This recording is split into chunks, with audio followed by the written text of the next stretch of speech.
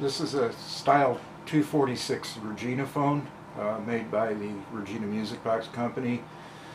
There were approximately 190 of these made between about 1915 and 1920.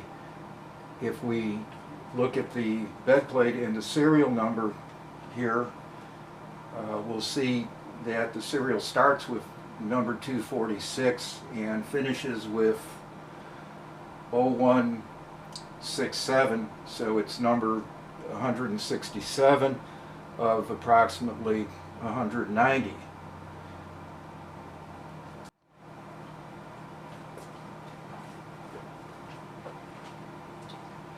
This isn't the great funky styling that you'd expect to see in something from the 1890s or 1900. I'm going to open the doors here for a second and show you the interior and what this looks like with the lid closed. And I'll show you the function of this in a little bit, but we have this flap that comes up here to reflect some sound. But what you have to realize is that this styling was actually quite futuristic and very modern for its time, although to us it looks more like a Victrola of the late teens and 1920s.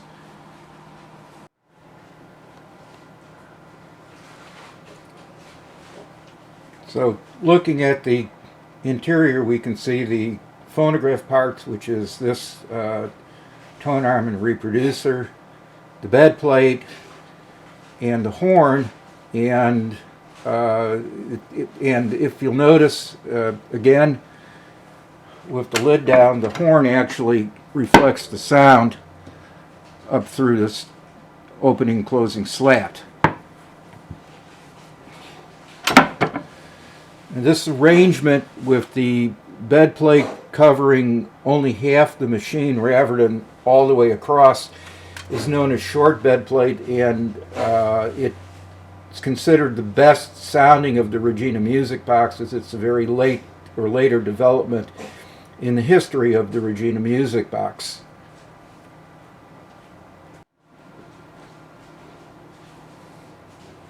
There's also this on-off switch, which starts and stops the music box or the phonograph.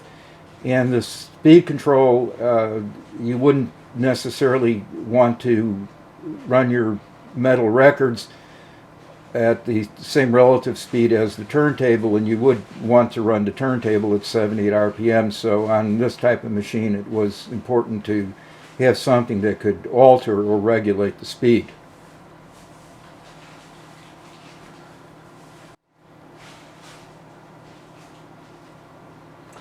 Let's put a record on it and see how it does. You can swing this tone arm out of the way, or as you can see, there's a position where it kind of keeps itself in place and above the machine. The pressure bar comes up. The disc goes over the dishing wheels and engages the sprocket. Press down and now we can start it.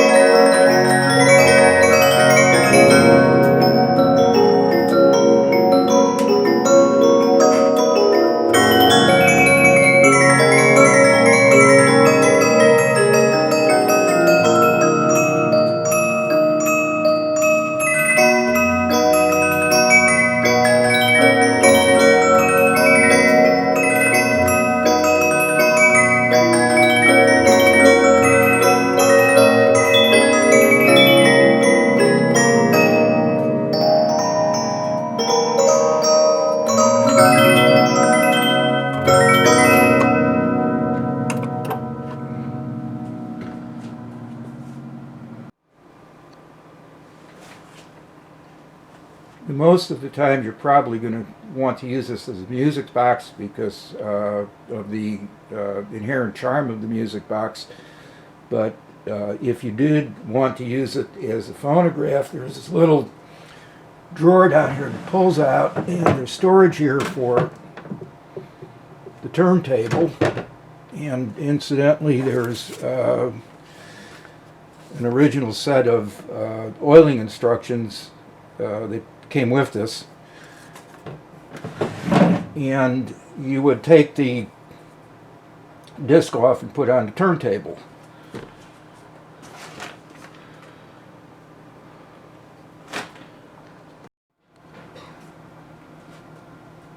So the turntable is elevated by a couple of inches so that it clears the combs and the star wheel gantry. And let's put a record on here.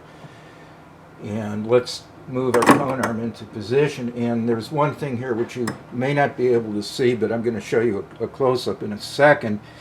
And there's a little swivel arrangement here on the reproducer with a set screw to lock it into place one way or the other. And you can see that it turns like this or like that, and it changes the angle of attack of the needle chuck.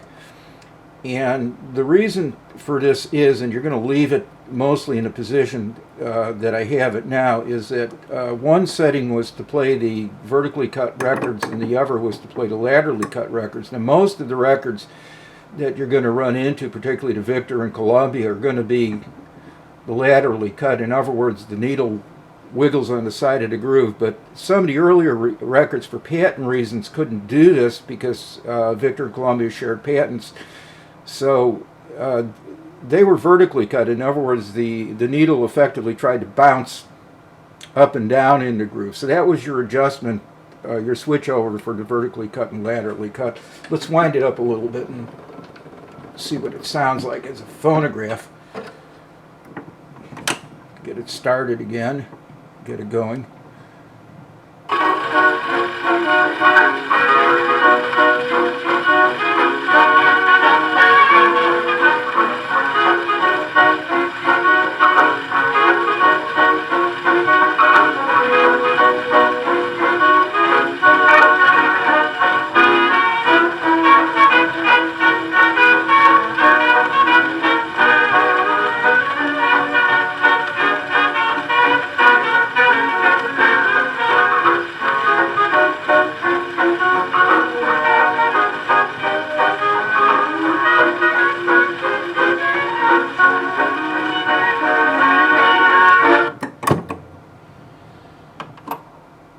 Now, if you're like most people, I suspect that the vast majority of the time you're just going to use this as a straight music box rather than a phonograph. If you do use it as a phonograph, these machines used a fiber drive gear for the turntable. And if you get even just a little bit of wear, it seems to get sticky and they don't necessarily want to push through it. And this machine works absolutely perfectly as a music box, and it sounds great. The combs are in good condition. There's no damp or squeak. The leads are real nice and clean, no oxidation. But on that fiber gear, just to drive the phonograph portion of it, again, if you get just a little bit of wear, it tends to be sticky, and I've tried to lubricate the motor on this a little bit, and I've also put just a little bit of graphite to slick up that fiber gear. But if you're going to play this a lot as a phonograph and you're going to keep the machine working, you're probably going to have to go into the motor once in a while and lubricate that fiber gear or lubricate the motor. Let's wind it up a little bit more, put one more record on it and listen to it again.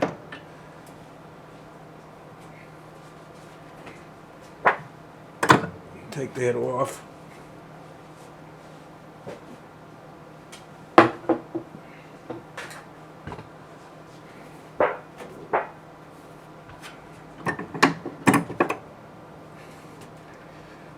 And there is typically a start position for the records. You can see that there's a bald spot on the record where the projections don't engage, and that It's going to be her start, which would line up with the sprocket.